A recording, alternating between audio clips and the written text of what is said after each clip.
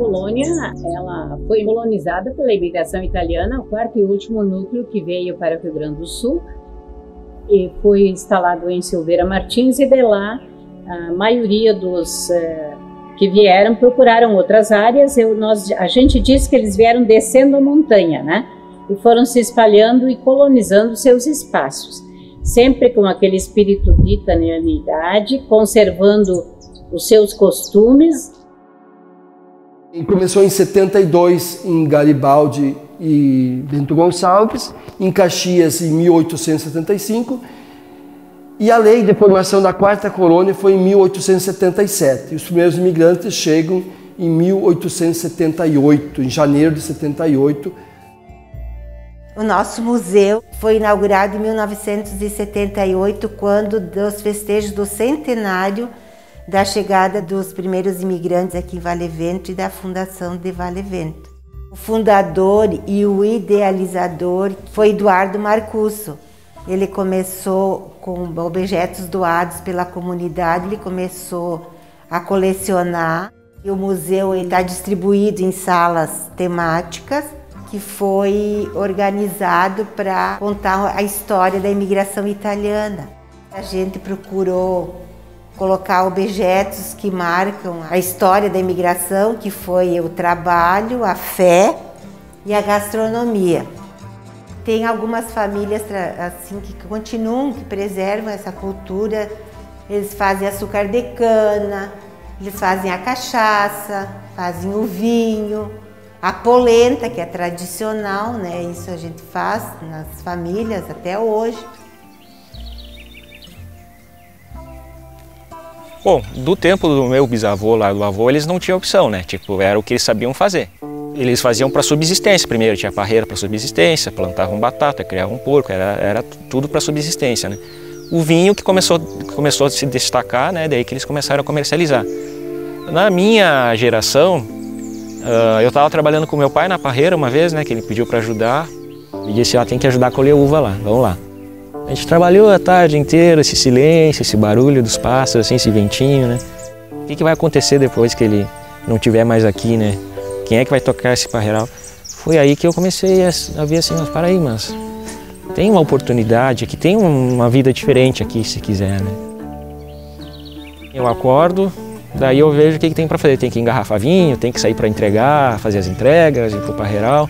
Depende muito da demanda. Tem dias que não tem praticamente nada para fazer, né? Aí eu vou ver assim, eu vou lá para a vinícola e vejo o que eu posso organizar, o que eu posso arrumar.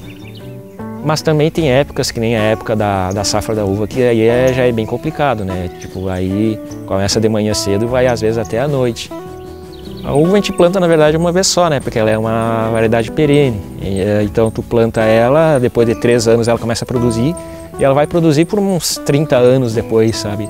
Tu só tem que ir fazendo a manutenção dela na poda, aí tu faz na época do inverno.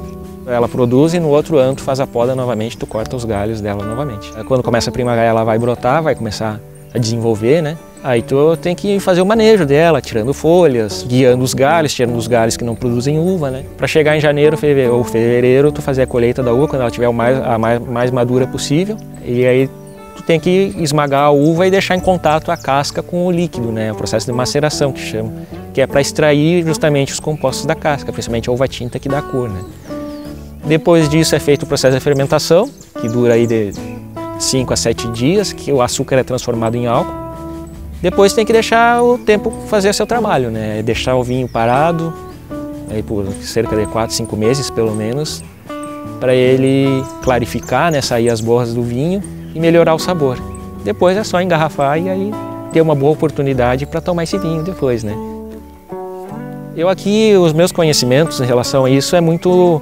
Eu tenho 2 fontes principais, né? Primeiro foi o curso, que aí já é a parte técnica, né? E também o que meu avô dizia, né? Tinha coisas que a gente achava que dos velhos, isso é ditado deles lá da época, não sabiam. Mas a gente vê que isso se aplica ainda, então eu levo em consideração bastante também o que meu avô me disse.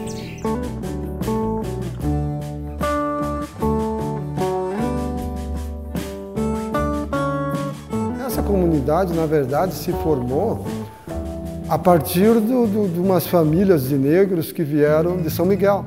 O meu avô, que foi o primeiro negro a vir para a Dona Francisca e que teve um protagonismo que até hoje ainda, por ele ter um nome aí numa rua, tá?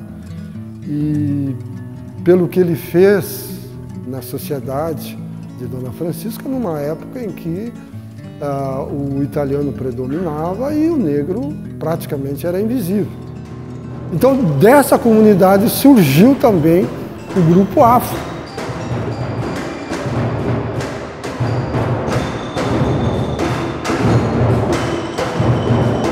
Começa com os ritmos mais básicos. É aquele que exige menos dos alunos, menos concentração, claro que exige concentração, mas é o mais fácil. Por exemplo, vocês lembram da valsa? Como é que é a valsa? Vamos tocar a valsa um pouquinho? Tum, pá, pá, tum, pá, pá. 1, 2, 3, 1, 2, 3.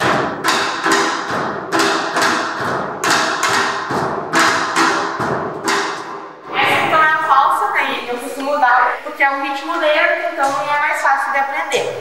Depois a gente tem o baião, também tem o funk que a gente fez agora, que eles adoram, né? Porque é mais no contexto deles. Tem o pop rock, tem o Ijexá, que daí é o que nós fizemos aqui da Anunciação, que a gente pode encaixar em outros. E aí a gente vai acrescentando conforme o nível que eles estão, né? Do mais fácil ao mais difícil. Vamos fazer um baião? Tum, tum, tum, pá, tum, tum, tum, pá, tum, tum, tum, pá. Vamos lá? 1, 2, 3, 4.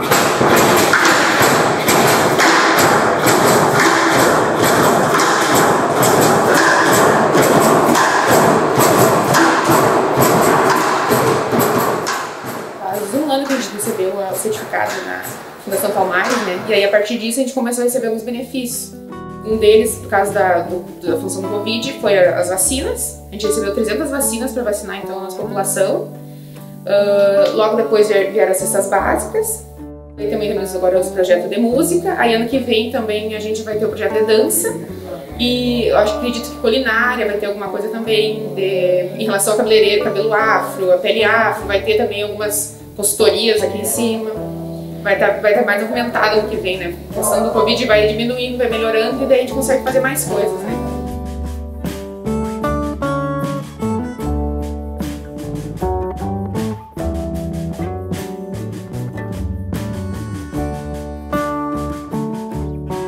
Minha mãe e a minha avó materna, elas sempre foram muito das organizações sociais da comunidade.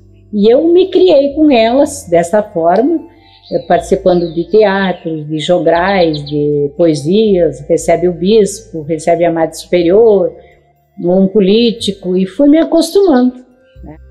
Fui 4 vezes prefeita, eu fui secretária de 35 municípios na Associação dos Municípios, eu fui secretária do prefeito Schirmer em Santa Maria, na cidade de Santa Maria, fazia toda a parte da captação. Estou aqui com 9 municípios, mas a minha maior satisfação é ter sido professora, de ser chamada por professora, a senhora foi minha professora. É uma das minhas metas manter viva a cultura, principalmente a cultura italiana, que é a nossa, né? E fazer com que esta juventude de hoje ela se engaje um pouco mais na comunidade, empreendendo e trazendo seus conhecimentos. Porque, de fato, como eu disse, né, nós temos uma experiência para passar para vocês. Mas os jovens têm muito da modernidade para passar para nós.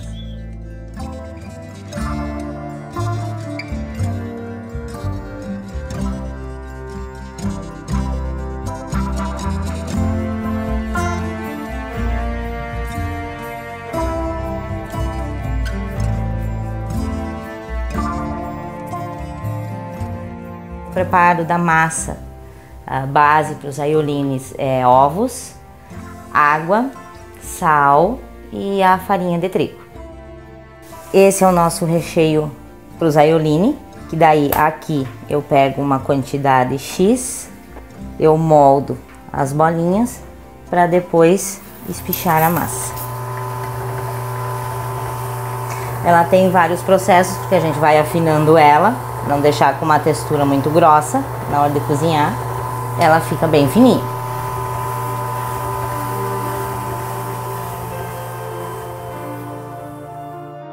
E agora eu vou puxar uma parte do recheio, uma parte da massa. Eu vendo no pacotinho com 100 unidades, porque como ele é uma massa que seca, quando é amanhã ele vai estar bem sequinho para ti pegar ele, para te separar, para pôr nos saquinhos. Aí tu pega a quantidade que tu quiser, uma quantidade X, frita ele, não vai molho nada, ele fica com uma massa sequinha, o recheio dele dentro fica bem maciozinho.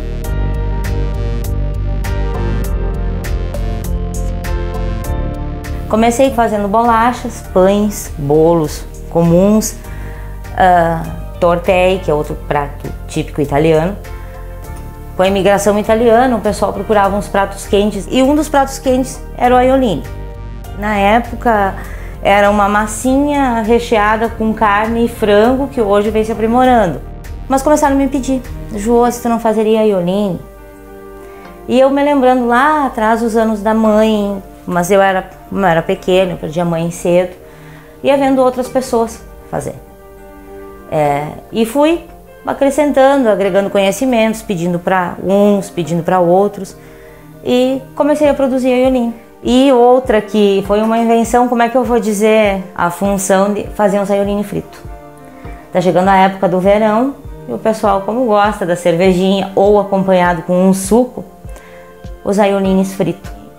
A receita, assim, a gente vai pegando a gente vai conversando com pessoas mais antigas, a gente vai vendo, e vai colocando os ingredientes ali até eu acertei o meu ponto do meu aiolini.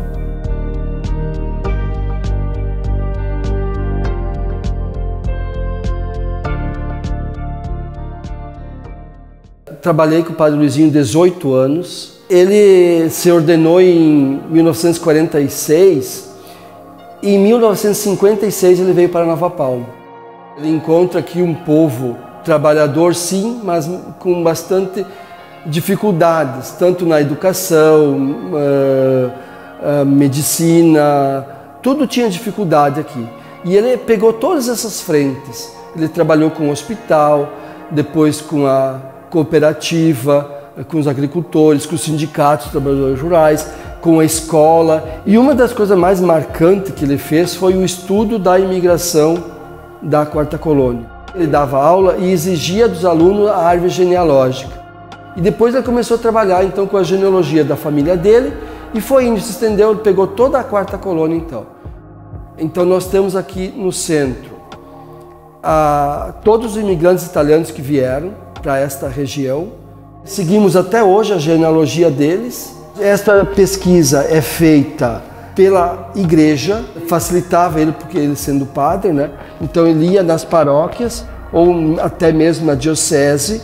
Ele tinha o gravador com a fita cassete, ele lia os registros de nascimento, de casamento e óbito, gravava isso e trazia para nós, que ajudava ele então a ouvir essas fitas que ele gravava e datilografar, formando blocos de cronologia, que ele chamava, onde tem esses registros.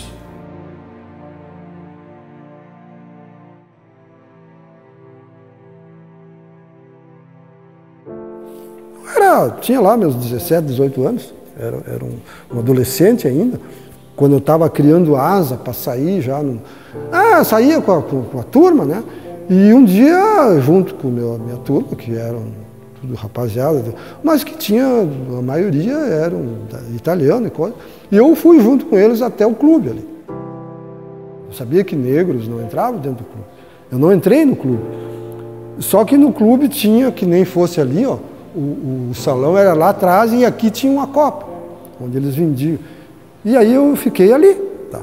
Mas aí alguém viu eu ali e foi lá e disse pro presidente lá, disse, olha, tem nego aí, ó. Aí mandaram a brigada, vejam bem, a brigada, tá? Foram lá, chamaram o brigadiano aqui, ó, vai lá e pede para aquele cidadão lá sair dali, que ali não pode. Isso ali é coisa só de branco. E aquilo com certeza mudou a minha vida. A partir dali eu tive consciência, a única forma que eu tinha para responder para essas pessoas que me discriminaram era mostrar que eu sou uma pessoa tão boa quanto qualquer um. E foi o que eu fiz. E o que eu estou fazendo até hoje. Na minha vida eu fui um cara privilegiado até, tá? Eu vou dizer que eu fui privilegiado porque eu sempre encontrei pessoas boas. Pessoas que ficaram ao meu lado, que andaram junto comigo e que normalmente abraçaram a causa comigo. Eu tive em situações aí muito complicadas, tá? Difícil, mas sempre teve pessoas boas aí junto comigo.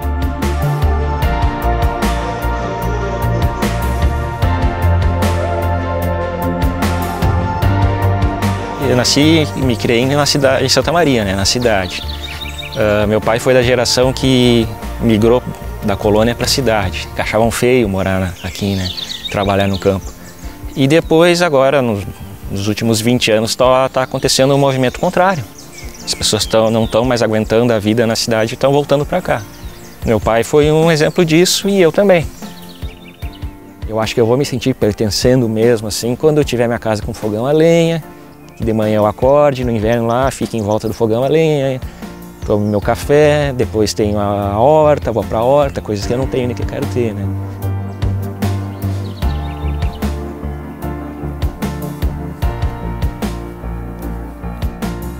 Uma cidade tranquila, acolhedora, mas o mais é a calmaria, é o ambiente que a gente foi criado. E eu não me vejo morando fora de Silveira Martins.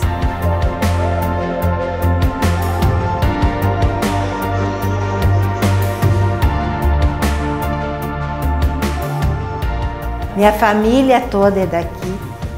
Nós somos descendentes de imigrantes italianos, meu bisavô veio da Itália. E assim a gente procura preservar em casa valores todos, trabalho, gastronomia, a religiosidade, a gente vai sempre na missa, todo fim de semana, a gente reza o terço, reza antes das refeições, isso aí a gente preserva. Toda essa cultura que a gente herdou dos pais. E eu quero e eu espero, tá, que tudo que a gente fez até agora, tá, que essas meninas aí, que esse pessoal sigam fazendo isso. Porque aí é que está a minha esperança.